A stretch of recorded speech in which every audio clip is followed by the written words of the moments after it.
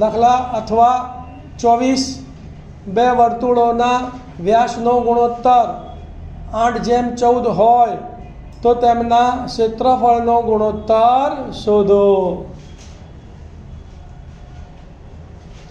ધ્યાન આપો ભાઈ. અહીંયા તમને બે વર્તુળના વ્યાસનો ગુણોત્તર કેટલો આપેલો છે? 8:14 છે. તો ત્રિજ્યાનું સૂત્ર શું છે? ત્રિજ્યા બરાબર વ્યાસ ભાગ્યા 2. તો ધારી લઈએ આપણે કે બે વર્તુળની ત્રિજ્યાઓનો ગુણોત્તર r1/r2 બરાબર શું થાય? તો 8/2 છેદમાં 14/2. તો 2 ચોક 8 અને 2 સિત્તા 14 તો 4/7 થાય. તો r1/r2 બરાબર કેટલા જવાબ આવ્યો? 4/7.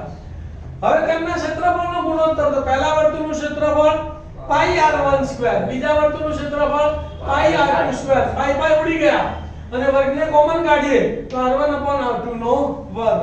પણ r1/r2 આપણી પાસે કેટલા છે? 4/7. તો બરાબર 4/7 નો વર્ગ. કૌંસ દૂર કરીએ તો બંનેને વર્ગ આપવા પડે.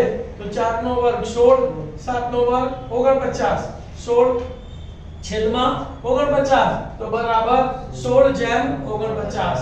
જવાબ લખવાનો બે વર્તુળના ક્ષેત્રફળનો ગુણોત્તર 16/49 છે.